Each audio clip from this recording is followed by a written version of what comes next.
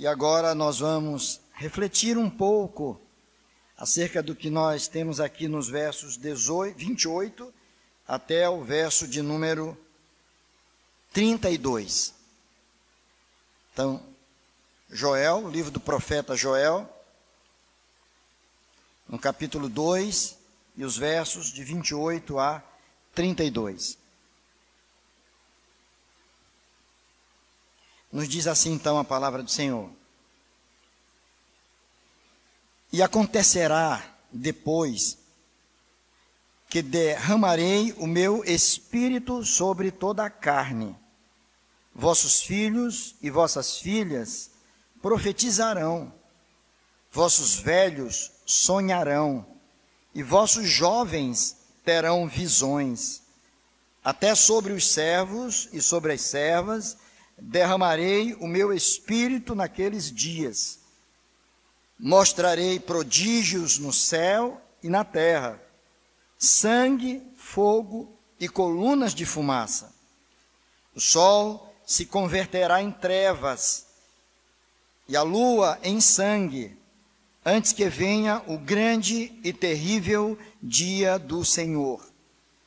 E acontecerá que todo aquele que invocar o nome do Senhor será salvo.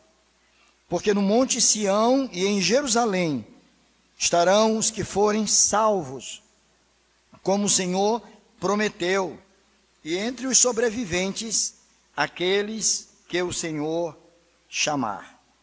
Vamos orar? Senhor Deus, nosso Pai bendito, ó Deus, de infinita glória, majestade e poder, louvamos o Teu nome, Senhor, pela alegria de estarmos em Tua presença. Louvamos o Seu nome por saber que o Senhor está aqui conosco. Louvamos o Teu nome pela Tua palavra bendita, porque é através dela, Senhor, que o Senhor tem alimentado a nossa fé. É através dela que o Senhor tem trazido o conforto aos nossos corações. É através dela que o Senhor tem direcionado as nossas vidas. É através dela também que o Senhor tem moldado o nosso caráter, Senhor, a nossa forma de ser no mundo. Por isso clamamos ao Senhor nesta hora, que pela ação do Teu Espírito Santo, que o Senhor fale aos nossos corações, que a Tua palavra seja recebida por cada um de nós, como sendo o que de fato ela é, a palavra viva do Deus vivo. Que o Senhor nos ajude, portanto, não somente a compreender a palavra, mas a recebê-la e guardá-la nos nossos corações. Fala conosco, Senhor. É o que nós te pedimos, no nome precioso do Senhor Jesus. Amém. Queridos, quando nós pensamos na nossa vida cristã, e naturalmente nós devemos estar constantemente refletindo sobre a nossa vida cristã. Devemos estar pensando e repensando sobre aquilo que vai no nosso coração, os sentimentos, os afetos que habitam o nosso coração. Precisamos parar também para refletir um pouco acerca dos nossos pensamentos. Que pensamentos têm povoado a nossa mente? Quais são os pensamentos que têm ocupado espaço na nossa cabeça?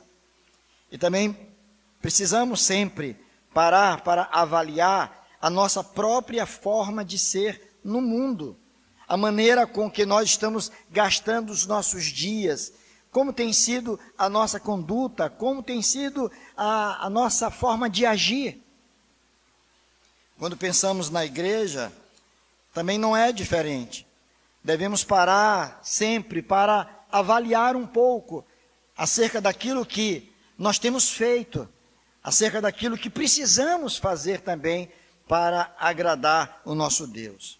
O fato é que quando nós paramos para fazer estas avaliações, em via de regra, nós tomamos algumas decisões. E geralmente essas decisões, elas são pautadas em cima de uma vontade própria, porque nós acreditamos que conseguimos alcançar alguns alvos. Então eu digo, eu prefiro, eu quero, eu desejo ser um crente mais consagrado. Então por que eu determinei que posso ser e quero ser um crente mais consagrado, mais fiel ao meu Senhor? Então eu haverei de alcançar este objetivo, porque esta é a vontade do meu coração. Quando nós pensamos na igreja, da mesma forma, o que nós podemos fazer para melhorar o quadro? O que nós podemos fazer para avançar de forma mais exitosa? O que nós podemos fazer para ser uma igreja segundo o coração de Deus? Sempre aquilo que eu posso fazer, sempre aquilo que nós podemos fazer, como se nós próprios, simplesmente nós, determinássemos estas coisas. Claro, sem dúvida alguma, todas elas são importantes. E elas têm necessariamente um lugar muito importante também nas nossas vidas. E precisamos tomar decisões sábias e agir da forma correta para que possamos viver uma vida agradável ao Senhor. Mas esquecemos de um princípio fundamental na vida cristã, de depender da ação do Espírito Santo de Deus. De entender que sem a presença do Espírito de Deus nas nossas vidas, nós não conseguiremos dar nenhum passo. Sem a presença do Espírito Santo de Deus, nós não conseguimos vencer as nossas batalhas pessoais, a batalha contra o pecado que tenazmente nos assedia. Nós não conseguiremos vencer as batalhas contra os maus pensamentos que ocupam a nossa mente, com os sentimentos que povoam o nosso coração. Estaremos fadados ao fracasso total, apesar da nossa boa disposição em lutar.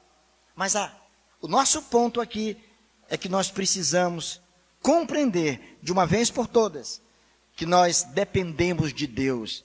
E Deus trabalha nas nossas vidas através do seu Espírito Santo. É a presença do Espírito de Deus nas nossas vidas que nós podemos, então, enfrentar as nossas lutas diárias. É com a presença do Espírito Santo de Deus que conseguiremos trilhar o caminho que Deus propôs a cada um de nós. Esse texto que nós acabamos de ler faz parte, então, aqui das profecias que foram proferidas, entregues pelo profeta Joel, num tempo não propriamente determinado, porque os estudiosos, exegetas, historiadores bíblicos, eles não chegaram a uma compreensão acerca do tempo em que estas palavras elas foram proferidas. Até porque o próprio livro, você lendo, é um livro pequeno, você chegando em casa, você pode fazer a leitura do livro todo. Você vai ver que ele não dá indícios de épocas, de tempos. Não cita nome de reis, de lugares, que fica fácil de você, então, identificar a época e a situação em que aquele profeta estava vivendo. Não se tem muitas informações acerca do profeta Joel, a não ser aquela que está no capítulo 1, no verso 1, que ele era filho de Petuel.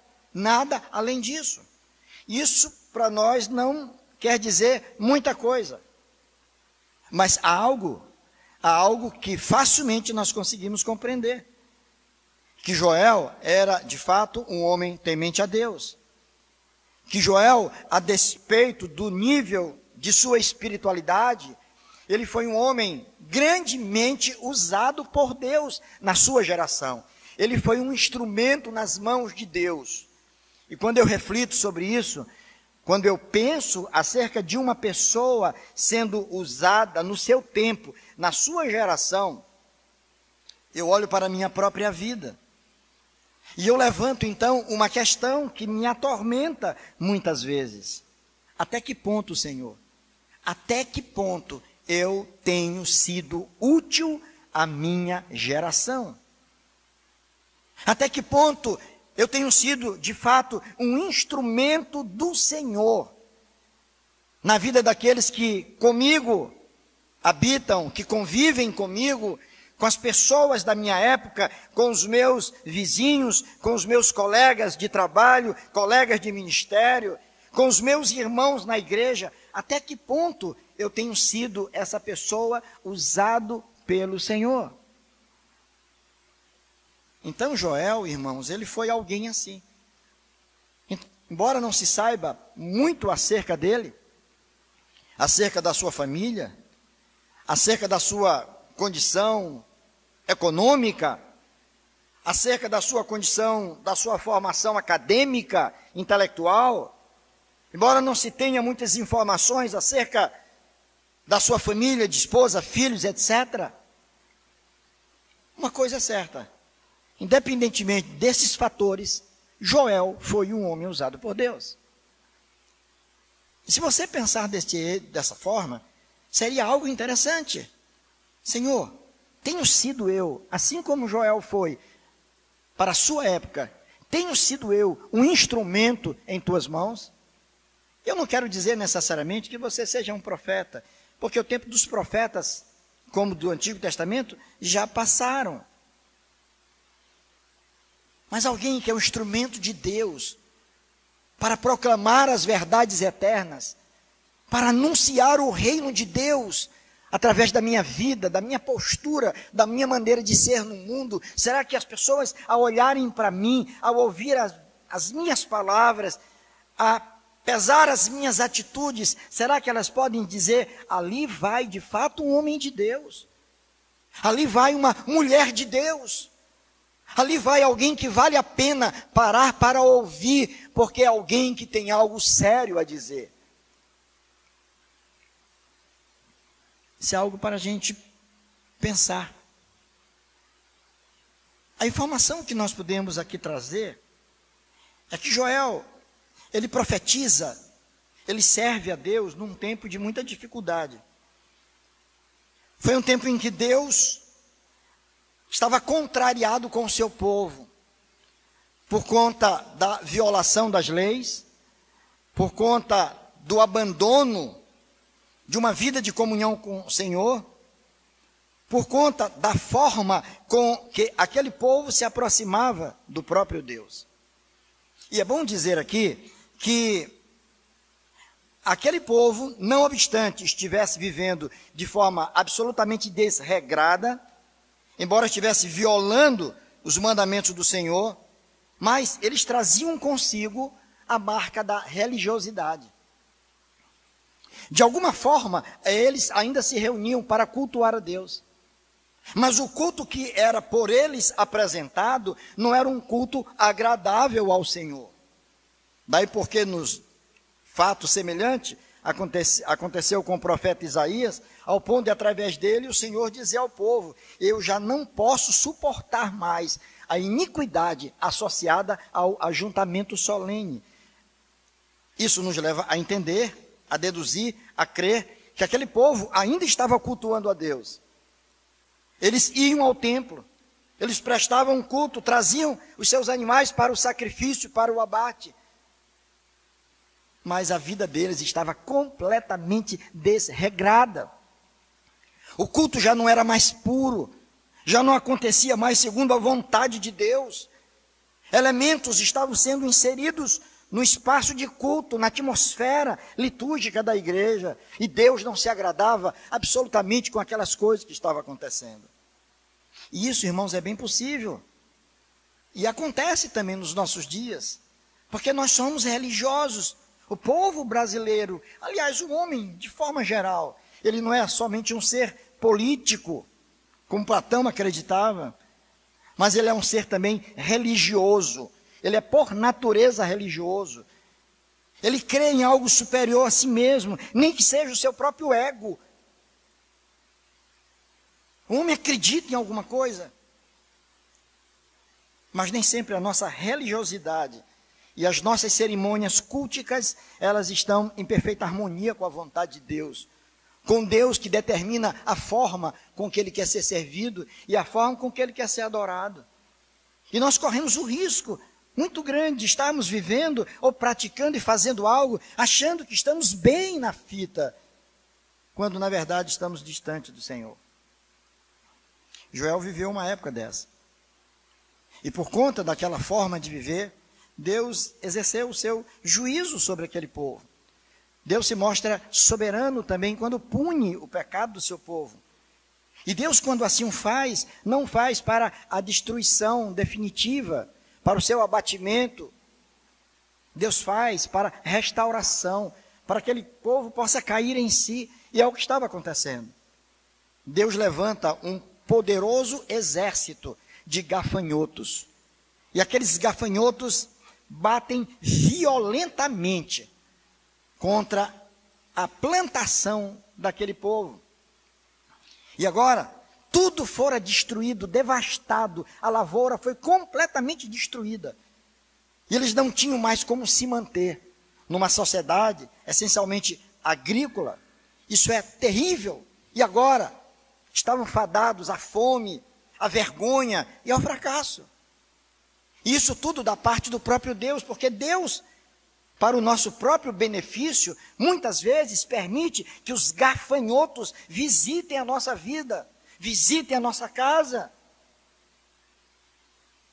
Não simplesmente para nos envergonhar, mas para nos fazer refletir e voltar para Ele. Como se isso não bastasse, aqueles vizinhos que vinham do norte, os assírios, um exército poderosíssimo, extremamente temido pelos povos daquela época, também estavam ameaçando entrar e destruir completamente Israel. Aquele povo, então, agora estava vivendo com essa tragédia. De um lado, sendo ameaçados pelos assírios, do outro lado, sendo atacados por um exército enorme, inumerável de gafanhotos. Mas é interessante que, pelo que nós encontramos aqui no capítulo 2 de Joel, você vai ver o texto falando desse Deus que exerce, então, juízo sobre o seu povo, mas o Deus que requer o arrependimento. É um Deus que chama o seu povo a refletir sobre o que está acontecendo, independentemente das circunstâncias, sendo favoráveis ou não. O Senhor diz: convertei-vos a mim, arrependei-vos dos seus pecados, se voltem para Deus, se voltem para mim, eu estou chamando vocês, vocês estão distantes, vocês não estão me ouvindo, vocês são teimosos, teimosos demais. Vocês insistem em alguma coisa que não vai dar certo. Parem, voltem, voltem. Tudo que está acontecendo não foi azar, azar não existe. É um Deus soberano agindo sobre vocês, para que vocês reflitam e voltem para mim. E ele diz: olha, e se assim acontecer, e se assim vocês se arrependerem, se vocês chamarem um povo, se esse povo se voltar para mim, se vocês se santificarem, se vocês se colocarem diante de mim como devem ser colocados, eu vou suspender esse juízo, e eu vou destruir esse exército que tenta invadi-los, que tenta saqueá-los, que tenta destruí-los. Eu sou o Senhor, e eu vou impedir que isto aconteça. E os gafanhotos serão esmagados, destruídos. Eu soprarei com vento forte, e eles vão para muito longe daqui. E logo, logo, vocês terão a oportunidade de colher os frutos, muitos frutos, daquilo que vocês plantarem. Porque a bênção é minha. E quando eu determino a bênção, ninguém tem poder para impedir que ela aconteça. Era Deus chamando o povo. Competia o povo então agora, tão somente se voltar para Deus. E aí você chega e olha para esse texto e para essa história e diz: pronto, que bênção. Tudo que eles precisavam então é de uma bênção material. Eles precisavam tão somente que o exército assírio fosse destruído, os inimigos fossem afastados, que os gafanhotos fossem colocados para fora e que agora a terra pudesse produzir muitos frutos, de tal maneira que eles fossem abastecidos. Ora, isso aí, já pensou isso nas mãos de um teólogo da prosperidade? Hein, Tiago, que bênção, hein? Que palavra, né? Está vendo como é que Deus faz prosperar? Deus vai fazer a sua horta prosperar. Mas isso não era tudo. Não era tudo que o Senhor tinha para aquele povo. E com isto eu não estou querendo dizer que Deus não cuida da prosperidade material da nossa vida. Não é por combatermos propriamente a teologia da prosperidade que nós não entendamos que a bênção de Deus vem sobre nós e sobre a nossa família, de tal maneira que aconteça o que vem acontecendo todos os dias na nossa casa, irmãos. O alimento está à nossa mesa. Nós temos a liberdade de escolher ainda o que vamos comer, a roupa que vamos vestir. Podemos nos deslocar dos nossos lares no carro que compramos. Lanchamos e temos condições de pagar o nosso lanche. Os nossos filhos estão na escola e nós estamos pagando a escola dos nossos filhos. E temos nos mantido. Isso não é consequência da nossa expertise simplesmente, da nossa destreza, da nossa capacidade, do nosso poder. Isso é fruto da graça de Deus abençoando o seu povo. É o salmista que diz, Davi: fui moço, jovem, mas agora sou velho, idoso. Agora, eu nunca vi o justo desamparado, nem a sua descendência a mendigar o pão. É o Deus que nos supre das bênçãos materiais. Mas as bênçãos na vida de um crente, elas não são simplesmente materiais. Mas elas vêm para algo muito além disso. E é por isso que Joel diz aqui no verso 28, e acontecerá depois de quanto tempo? Depois de quanto tempo tudo isso iria acontecer? Pedro, quando prega o seu sermão lá em Atos 2, ele vai fazer menção exatamente desse texto, para falar acerca da vinda, da descida do Espírito Santo. Deus não abandonou o seu povo naquele período. Mas o que ele está dizendo, que depois de que tudo aquilo aconteceu, tudo aquilo que? A desobediência do povo e o convite de Deus ao povo para se arrepender. E o povo agora se voltando para Deus. Deus está dizendo, eu terei um tratamento todo especial com vocês. E o Senhor faz uma promessa.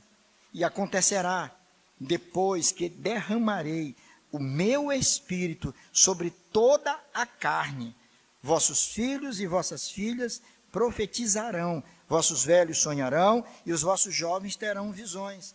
Até sobre os servos, que eram esquecidos, né? Até sobre os servos e sobre as servas derramarei o meu espírito naquele dia. O Senhor aqui está falando acerca daquilo que ia acontecer nos últimos dias.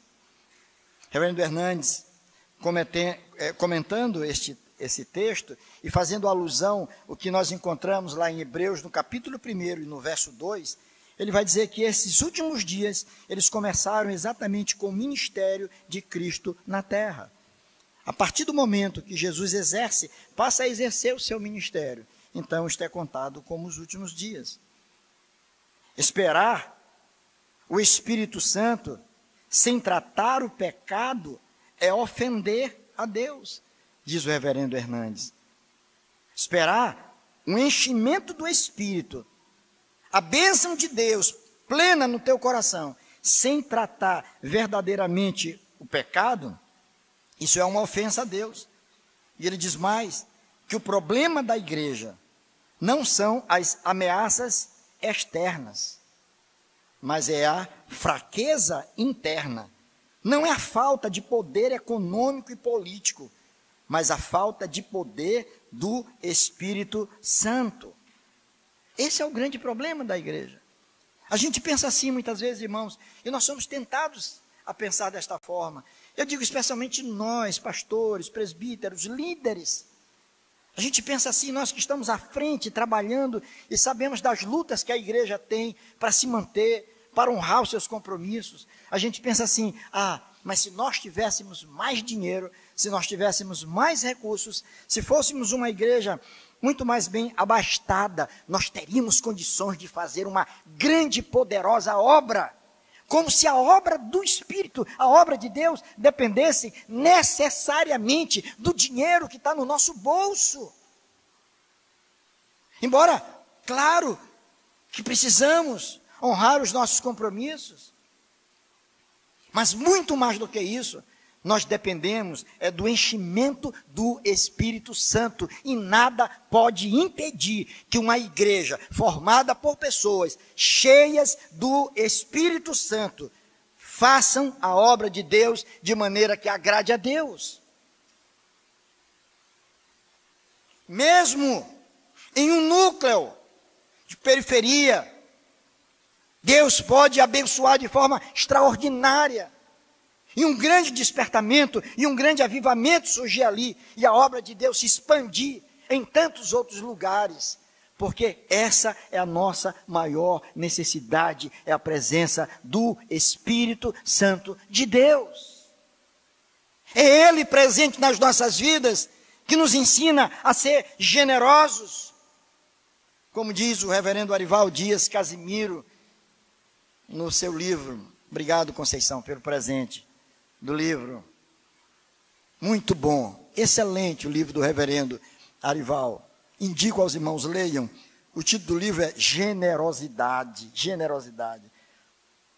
Como Deus tem sido honrado com pessoas generosas, que pessoas que têm disposição para contribuir, para ofertar, para entregar, não daquilo que lhe sobra. Depois que eu fiz a minha conta todinha, do Senhor não tem. Mas quando nós priorizamos as coisas de Deus, quando nós passamos a ser generosos com a obra do Senhor, quando nós dizemos, queremos ver a obra do Senhor prosperar, eu quero que comece na minha vida, a coisa vai, irmãos, a coisa vai, a coisa cresce. E nós temos um exemplo, que é a Igreja Presbiteriana de Pinheiro, talvez seja hoje a igreja no Brasil que mais investe em missões, não é isso, César? Investe missões nacionais, estrangeiras, plantação de igreja.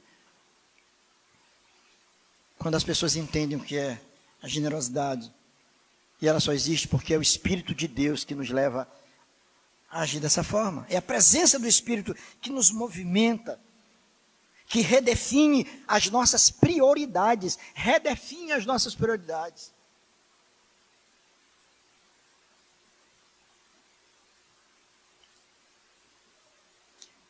O texto fala de restauração material, fala, nos versos de 21 a 27. Mas ele fala de restauração espiritual, dos versos 28 a 32. Não devemos, portanto, irmãos, nos contentar com as bênçãos materiais, mas esperar por bênçãos maiores espirituais. E o texto aqui simplesmente nos fala da promessa do Espírito Santo. Deus prometeu enviar o seu Espírito Santo.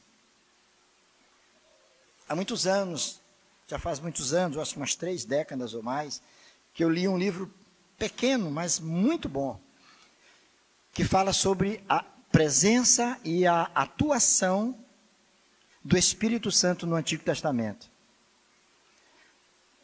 Porque nós corremos o risco muito grande de achar que o Espírito Santo é a pessoa da Trindade que está presente a partir de Pentecostes, em Atos 2. Que antes o Espírito Santo estava ausente, ele não existia. Ele aparece no cenário apenas daquela época para cá. E é um erro grave pensar assim. O Espírito Santo de Deus estava presente também no Antigo Testamento. Na criação ele estava presente. Ele estava presente na capacitação das pessoas a quem Deus estava chamando para a obra. Os artistas, arquitetos, os construtores do templo, os cantores, os músicos, os governantes, os reis, os juízes, todos eles eram tomados pelo Espírito Santo de Deus, lá no Antigo Testamento, o Espírito presente, capacitando, ungindo, preparando pessoas para cumprir a missão dada por Deus.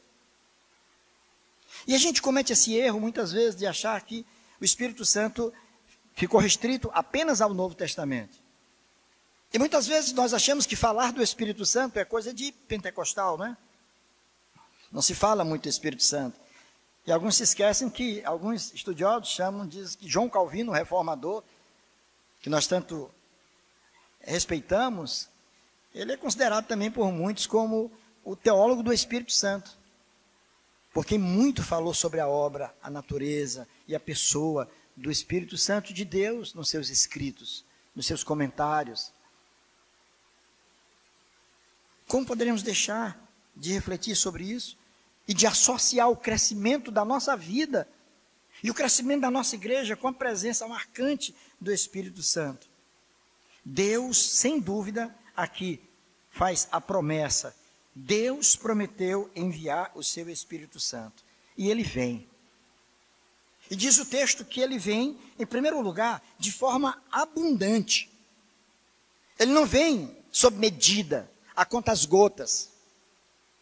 A promessa é de que ele virá de forma abundante, de forma transbordante.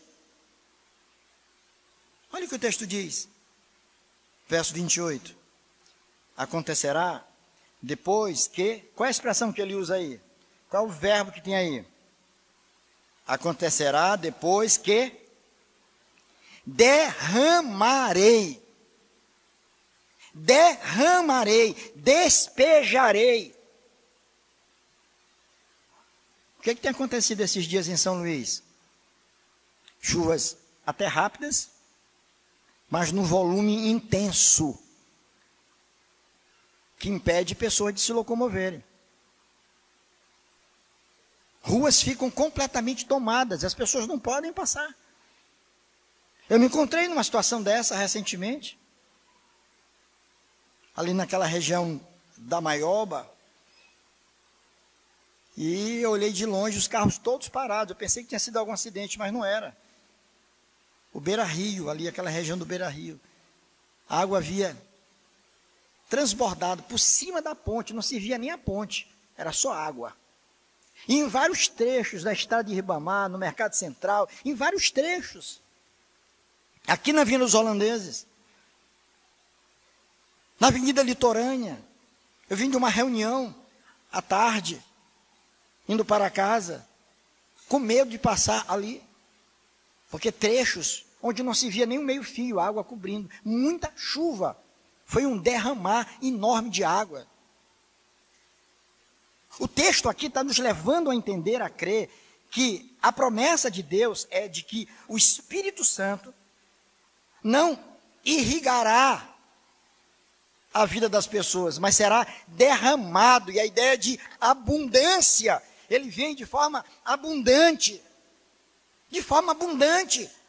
sobre a vida de cada pessoa e sobre a vida do povo de Deus, de uma forma planificada, total, grandiosa, incomparável. É isso que Deus tem para nós. Deus não vai nos abençoar espiritualmente com porções mínimas, com gotinhas de bênçãos da nossa cabeça, gotinhas do Espírito Santo, que nos fazem nos livrar de determinadas situações da vida e depois voltarmos à naturalidade, fazer tudo de novo. Não, mas vem para nos encharcar de forma total e plena, nos fazer mergulhar nas águas do Espírito. Eu derramarei, ele disse, vou derramar, as comportas dos céus vão se abrir, as portas e janelas se abrirão, e o Espírito será derramado. E aqui a ideia de abundância, O nosso Deus é assim, é um Deus que nos abençoa abundantemente. Mas esse Espírito, pelo que lemos no texto, ele não só vem, e a promessa é essa, ele não só vem de forma abundante, mas ele vem de forma abrangente. Abundante, quantidade, e abrangente, extensão. Ele atinge todas as raças. Não há uma raça preferida do Senhor. Os ocidentais ou os orientais, os brasileiros em detrimento dos americanos, dos europeus. A promessa é que o Espírito, quando vir, ele vai ser derramado de forma abundante, mas abrangente. não só para os judeus, não só para o povo judeu, mas também para os gentios. E gentio é todo aquele que não é judeu. Nesse caso, nós somos gentios. E nós fomos alcançados com essa promessa do derramar do Espírito Santo. É por isso que a gente está aqui. É por isso que a gente vê como Deus tem feito com a sua igreja, como ela tem avançado e se estendido, como a gente vê comunidades felizes, alegres, cultuando a Deus. É porque todas as raças estão sendo contempladas. Mas não somente raças, ambos os sexos, masculino e feminino, porque é o que existe.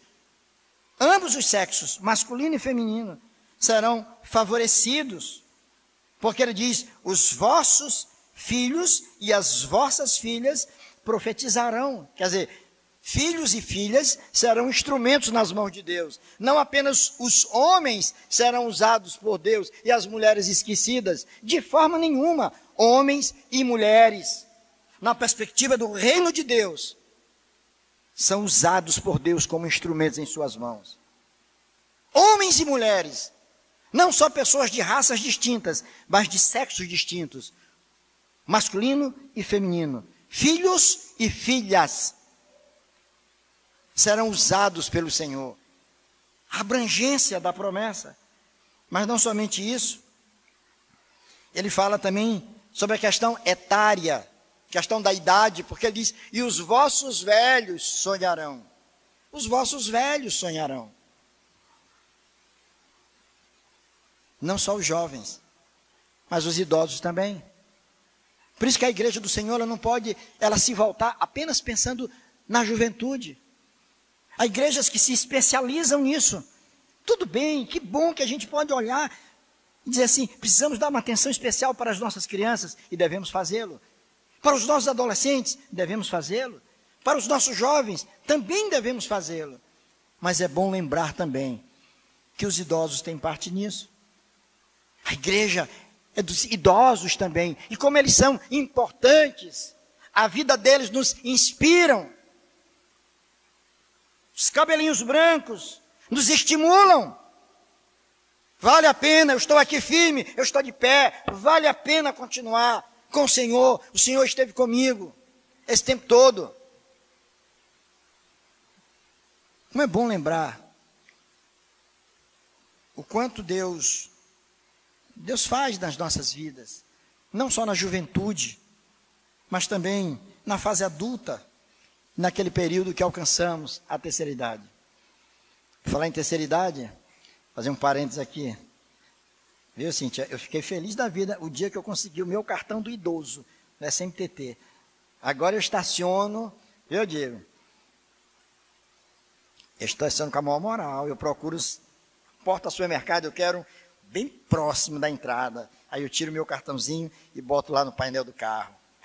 Digo, pronto, daqui ninguém me tira.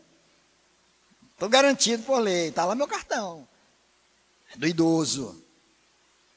Aí eu antigamente pensava, meu Deus, e quando eu estiver já idoso, como é que vai ser? Ah, deve ser ruim, será que eu vou chegar até lá? Ah, eu acho uma bênção ser assim. Somente quando você olha para trás e lembra assim, que você já teve na flor da idade. E como você pôde também, de alguma forma, desfrutar daquilo que Deus queria.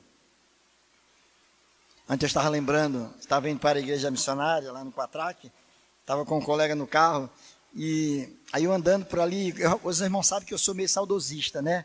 E eu estava ali, morei no Quatraque, trabalhamos no Quatraque. Eu disse para ele, rapaz, veio em meu coração agora uma recordação nessa avenida aqui. Ele disse, pastor, o que foi? Digo, me lembro que sendo pastor, Romerinho, lá na igreja, você não tinha nascido ainda não, viu? Lá na igreja do Cruzeiro do Anil, durante um tempo, não foi um dia, 2 dias, alguns meses, quase um ano, eu e Abigail, nós íamos a pé de lá para a igreja todos os dias, levando Letícia para a escola, depois a escola na nossa igreja, todos os dias. Mas pastor, por que você não ia de ônibus? Porque o ônibus não parava, o ônibus passava cheio, aí eles tinham horário, aí nós decidimos, vamos sair mais cedo, a gente vai andando. E nós íamos andando, todos os dias, indo e voltando, indo e voltando. E quando eu lembro disso, eu não lembro com tristeza, eu lembro com alegria, eu digo, meu Deus, O Senhor colocou no meu coração, que bênção, poder não negar o meu serviço ao Senhor, por conta de uma dificuldade qualquer. A vontade de servir é tão maior do que as circunstâncias. E que coisa boa você olhar para trás e dizer, valeu a pena, Senhor, essa caminhada aqui. Caminhada na ida, na volta era mais difícil por causa do sol. E carregando bolsa de menino. Não era fácil. Mas sabe, os idosos também são usados. E eu podia pensar assim, não somente ser usado na fase da juventude, mas é ser usado também na fase quando chega a idade mais avançada, é você dizer, ainda eu posso ser útil ao Senhor, de alguma forma, se não talvez como antes, mas de uma outra maneira. O Espírito Santo de Deus, ele vem assim, ele joga por terra as questões raciais, as questões sexuais, as questões da etariedade, como também a própria questão social.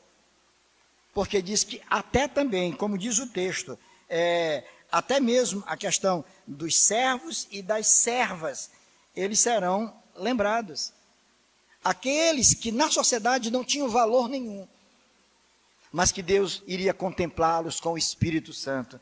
Como Deus faz coisa maravilhosa, né? Quer dizer, na igreja você pode olhar pessoas de todos os níveis. E aqui dentro ninguém é melhor do que ninguém. Todos somos iguais aos olhos de Deus. Ele nos ama igualmente. Fomos comprados pelo mesmo preço. Fomos alcançados e banhados, lavados pelo mesmo Espírito. Estamos juntos trabalhando, Que bênção é poder ser assim. Que bênção é poder viver assim. Que bênção é poder servir ao Senhor.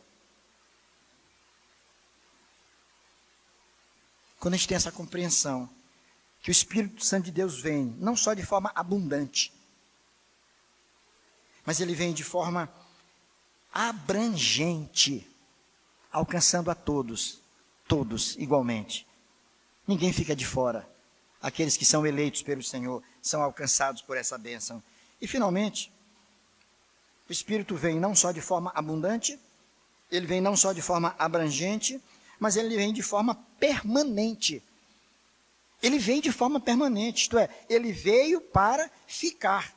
Ele não veio como no Antigo Testamento, como está no tempo de Joel, que ele veio para capacitar pessoas para o exercício de uma determinada função. Agora, ele veio para estar com a igreja, para estar com o seu povo, para habitar no coração daqueles que creem, daqueles que se entregam ao Senhor. É a presença do Espírito Santo de Deus que promove nas nossas vidas 3 coisas importantes. A primeira delas, a transformação. Nenhum homem é transformado sem que o Espírito de Deus abra o seu coração. Ninguém se converte por livre vontade, por ter compreendido o Evangelho, porque ele dormiu pecador e acordou dizendo, eu tenho uma nova sacada para a minha vida, eu vou ser crente, eu vou para a igreja, levantar minha mão, vou dizer para o pastor que hoje eu sou crente, porque eu decidi. Se isso vier a acontecer, porque você teve uma visitação do Espírito Santo grandiosa, que abriu as portas do teu coração e da tua mente, e fez de você uma nova criatura, mudou a disposição interna do teu coração. Isso é obra do Espírito Santo de Deus. Eu posso pregar 1 hora, 2 horas, passar o dia falando, mas não tenho acesso ao coração de ninguém. Se o Espírito de Deus não falar e aplicar a palavra, nada acontecerá. Então o Espírito vem de forma permanente e ele vem promovendo transformação, mas não só transformação, ele vem promovendo santificação, porque agora os transformados serão santificados, e aí nós estamos falando de convencimento de pecado, nós estamos falando de conforto e consolo espiritual, e aí nós estamos falando de instrução. É Deus trabalhando as nossas vidas, é a presença do Espírito Santo em nós, que vai nos conduzindo a todas essas verdades. Havia necessidade de o Espírito estar conosco, para que a obra do Senhor pudesse continuar. Então ele promove transformação, ele promove santificação, e ele promove também a produção de frutos. Lá em Gálatas 5, o apóstolo Paulo fala sobre isso, produção de frutos. Ele fala sobre as obras da carne. Obra é aquilo que você produz. Tudo que nós produzimos, leia lá. Gálatas 5, a partir do verso 22. Tudo isso, por natureza, nós produzimos. Toda aquela relação faz parte daquilo que nós temos competência natural para produzir. Mas depois ele fala sobre os frutos do Espírito. É aquilo que somente aqueles que são habitados pelo Espírito Santo pode produzir. Como, por exemplo, domínio próprio. Domínio próprio é fruto do Espírito Santo. Não vem de nós mesmos.